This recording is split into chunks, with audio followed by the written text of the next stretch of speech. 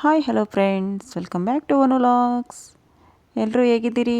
ಎಲ್ಲರೂ ತುಂಬ ಚೆನ್ನಾಗಿದ್ದೀರಿ ಅಂತ ಅಂದ್ಕೊಂಡಿದ್ದೀನಿ. ಬನ್ನಿ ಫ್ರೆಂಡ್ಸ್, ಇವತ್ತು ನಾವು ಮಾಡುವ ರೆಸಿಪಿ ಎಂದರೆ ರುಬ್ಬಿ ಮಾಡಿದಂತಹ ನಿಂಬೆಹಣ್ಣಿನ ಚಿತ್ರಾನ್ನ.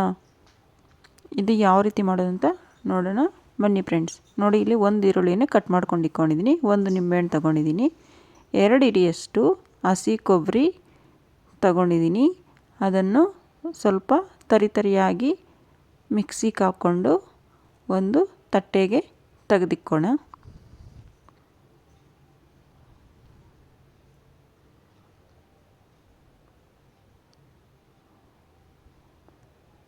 ನೋಡಿ, ಈ ಥರ ಸ್ವಲ್ಪ ತರಿಯಾಗಿ ಹಾಕ್ಕೊಂಡ್ರೆ ಚೆನ್ನಾಗಿರ್ತದೆ. ಇದನ್ನೆಲ್ಲ ಒಂದು ತಟ್ಟೆಗೆ ತೆಗೆದಿಕ್ಬಿಟ್ಟು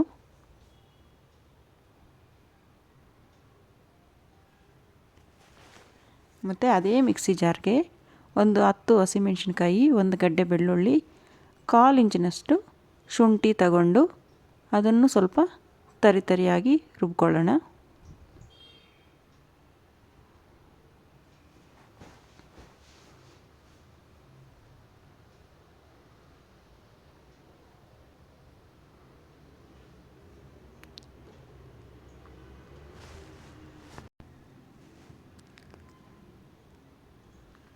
ನೋಡಿ, ಈ ಥರ ರುಬ್ಕೊಂಡ್ಮೇಲೆ ಇವಾಗ ಇದನ್ನು ಸೈಡ್ಗೆ ಇಕ್ಕೋಣ.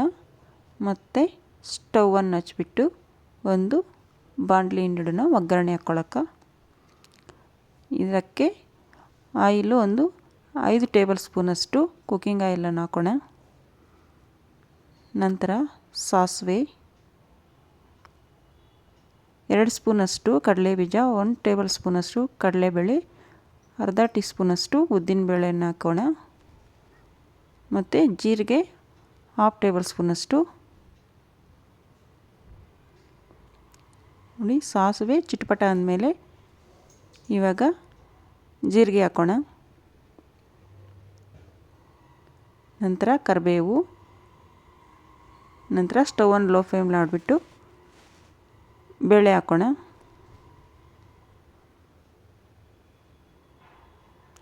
ಒಂದು ನಿಮಿಷ ಮಿಕ್ಸ್ ಮಾಡಿ ಮತ್ತು ಒಂದು ಗಡ್ಡೆ ಈರುಳ್ಳಿಯನ್ನು ಕಟ್ ಮಾಡ್ಕೊಂಡಿದ್ದೀರಲ್ಲ ದೊಡ್ಡದು, ಅದನ್ನು ಹಾಕೋಣ.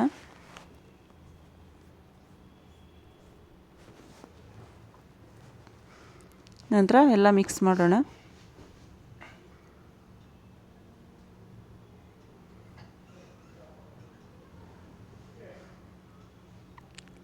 ಈರುಳ್ಳಿ ಸ್ವಲ್ಪ ಕಲರ್ ಚೇಂಜ್ ಆಗಲಿ.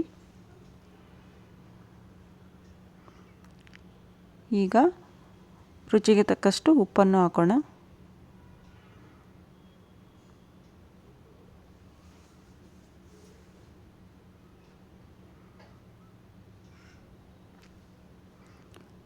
ನಂತರ ಸ್ವಲ್ಪ ಅರಿಶಿಣ ಪುಡಿ.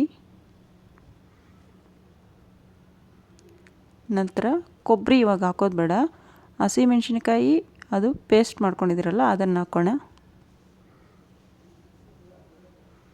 ಆ ಹಸಿ ಸ್ಮೆಲ್ಲೆಲ್ಲ ಹೋಗಲಿ, ಅಷ್ಟೋ ತನಕ ಸ್ವಲ್ಪ ಫ್ರೈ ಮಾಡೋಣ.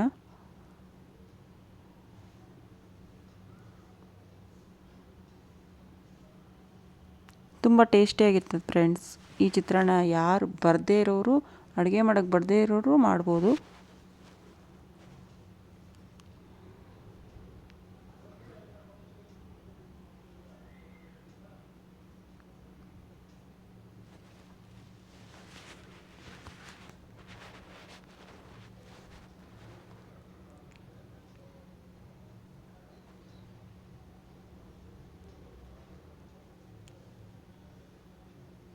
ತಳ ಹಿಡಿದಿರ ಕಲಿಸ್ತಾನೇ ಇರಬೇಕು.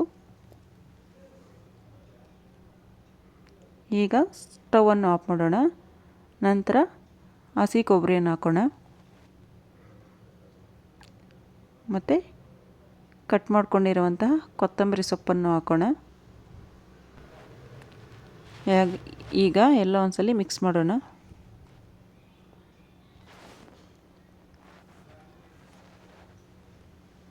ಈಗ ಸ್ಟವನ್ನು ಆಫ್ ಮಾಡಿ. ನೋಡಿ, ಇಲ್ಲಿ ನಾನು ಒಂದು ನಿಂಬೆಹಣ್ಣನ್ನು ಒಂದು ತಟ್ಟೆಗೆ ನಿಂಬೆ ರಸವನ್ನು ಹಿಂಡ್ಕೊಳ್ತಾ ಇದ್ದೀನಿ. ಈ ಬೀಜಗಳೆಲ್ಲ ಅದಕ್ಕೆ ಹಾಕೋದು ಬೇಡ, ರಸ ಮಾತ್ರ ಹಾಕೋಣ ಅಂತ.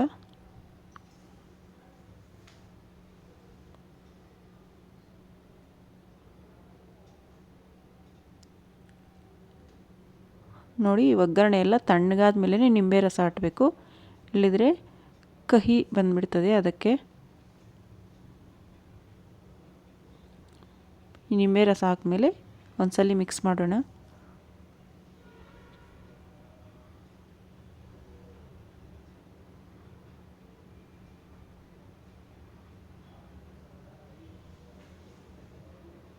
ಈಗ ಗೊಜ್ಜು ರೆಡಿ.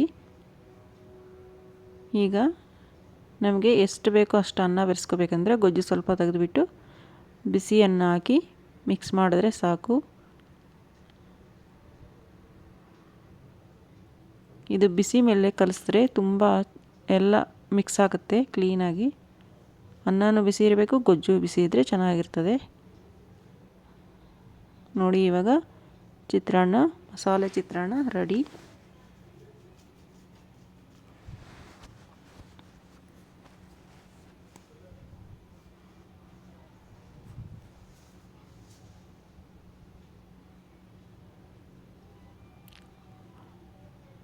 ಇದನ್ನು ತಟ್ಟೆಗೆ ಸರ್ವ್ ಮಾಡ್ಕೋಬೋದು. ಓಕೆ ಫ್ರೆಂಡ್ಸ್, ಈ ವಿಡಿಯೋ ನಿಮಗೆ ಇಷ್ಟ ಆಗಿದರೆ ದಯವಿಟ್ಟು ಒಂದು ಲೈಕ್ ಕೊಡಿ, ಶೇರ್ ಮಾಡಿ ಆ್ಯಂಡ್ ಸಬ್ಸ್ಕ್ರೈಬ್ ಮಾಡಿ. Thank you friends, bye, thanks for watching.